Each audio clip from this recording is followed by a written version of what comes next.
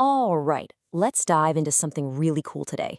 We're going to unpack a modern parable called the Obsidian Knights and the Calculus of the Void. And really, what it all boils down to is this epic clash. What happens when you pit cold, hard logic against, well, the beautiful, unpredictable mess that is the human spirit? Wow, just take that line in for a second. It just perfectly captures this insane, godlike ambition, right? The idea of trying to force a perfect mathematical grid onto a universe that's fundamentally chaotic. And we're about to find out just what happens when someone actually tries to pull that off. So here's how we're going to break this all down. First up, we'll look at the big idea, this God's cold decree. Then we'll meet his enforcers, the Knights of Speed, Magic, and Fire. And finally, we'll see why their grand plan was, well, fundamentally and tragically flawed from the start. Okay, so let's start at the beginning. You've got this figure, the uncanny god. And when he looks out at the universe, at all its volcanic chaos, he doesn't see beauty. Nope. He sees a messy problem that needs fixing. His solution?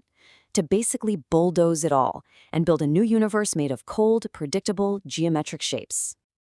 And this gets to the absolute core of his philosophy. It's this concept called the numbness of the solved. Think about that phrase. It's this belief that true peace, true order, can only happen if you strip out every last bit of unpredictability, all the weirdness, the spontaneity, the spirit. All of it has to go, leaving nothing behind but the sterile certainty of a perfect equation. This slide really lays it all out, doesn't it? It's the ultimate showdown. On one side, you have the world of the calculus spires, all frost of logic and straight paths, a world that runs on the cold hum of data. And on the other side, the golden shepherd's light. This is everything that logic can't touch, the poetry of existence, the curved lines, and my favorite phrase, the beautiful, broken angles of desire. Of course, you can't just rewrite reality by yourself. You need some muscle. So, to make this vision happen, he calls forth three beings from the weeping steel of the abyss. And get this, they're not just warriors. The story calls them living equations. I love that. Each one is basically a walking, talking piece of their master's cold, calculating intellect. All right, let's meet knight number one. This is the guy whose power is all about serving that cold, perfect design. He's the master of speed, the Obsidian Glider. So the Obsidian Glider is basically efficiency made flush, or made obsidian. His whole deal is speed, and his job is to zip around and cut out any little spark of individual desire, those curved lines we talked about, before they can mess up the perfect system. The text says his movement is a physical syllogism, which is just an incredible way of saying that every single move he makes is a perfect, logical, and deadly argument. But here's the twist. This is the great irony of his character. All that incredible, terrifying speed, it's not coming from a place of strength. It's actually rooted in fear, a deep, nagging insecurity that if he ever, for even a second, stops moving, his own mortal smallness will be revealed. It's all just a frantic race away from himself. Okay, on to the second knight. This one is really fascinating. He's the Orichalcum Wizard, and his job is to be the bridge, the filter, who takes all the raw, messy chaos of the universe and turns it into something his master can actually use. So his whole gig is taking what the text calls the chaotic blood of the universe, shadow magic, chaos fire, all the good stuff, and running it through a filter of pure logic. And here's where it gets really dark. His purpose is to literally harvest the kinetic energy of despair. He takes raw, painful human emotions and converts them into clean fuel for the machine. Chilling, right? And yet, even with all that incredible power, he's a living, breathing contradiction. He represents the haunting flaw in the whole plan. Because every shadow he commands is a reminder that no amount of logic, no matter how perfect, can ever truly wipe away a memory. It can't erase loss, or love, or something as simple as a candle flickering out in a storm.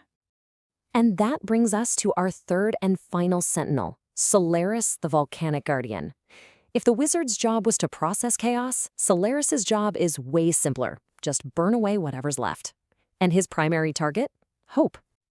Yeah, this guy is just pure raw power. We're talking the gamma energy of a collapsing sun. But check out this paradox. His whole purpose is to use all that incredible heat to bring the frost of logic to any heart that still dares to dream. He's literally using fire to create ice. It's wild. And this quote just nails the whole armor of irony thing the parable talks about. Here you have this being of incredible fire, of warmth, and he's sworn to protect a system that hates those very things. It loathes the warmth of a human heart. He is a walking, burning contradiction, a guardian of fire tasked with defending a universe of absolute zero. So there you have it. The dream team, speed, magic, and fire. The perfect instruments to build a perfect universe. But now we get to the punchline. Let's look at how their grand mission ends. Not with a bang, but with a profoundly empty, flawed victory. And look, on the surface, they totally pull it off. They enforce the straight path of the God's will. They build a universe where not a single atom dares to move without permission. I mean, they achieve absolute, total control. Mission accomplished, right? Well, not quite. Because as they're standing there, in the heart of their perfect creation, the sanctum of the final proof, it hits them. This dawning, horrifying realization. They're not conquerors. They're not gods. They're just masks. They are tools, created just to spite some old ghost from their master's past. And in the process of building this perfect cosmic prison, they've become the final, most essential cogs inside of it. And that's the tragedy. All their power that could literally crush galaxies, turned out to be completely and utterly meaningless. It was this vessel of pure ambition designed to fix an external problem, all that messy chaos, but the real problem was always internal. All that power couldn't do a thing to fill the void in their creator's chest, to scratch that phantom itch of his own smallness. And that really brings us to the whole point of the story, summed up in this one line. The grand prize for solving everything, for achieving total control, it isn't peace, it isn't happiness, it's just numbness, an empty, solved silence. That's all you get when you build an entire universe just to hide from how small you feel. So in the end, this whole cosmic story leaves us with a question that's very, very real for us. It's not about gods and knights, it's about us. In our own lives, in the way we build our world, when does the hunt for a perfect system, for a perfect order, start to erase the very messy, beautiful, human things it was supposed to be serving in the first place? That's the real calculus of the void we're left to figure out.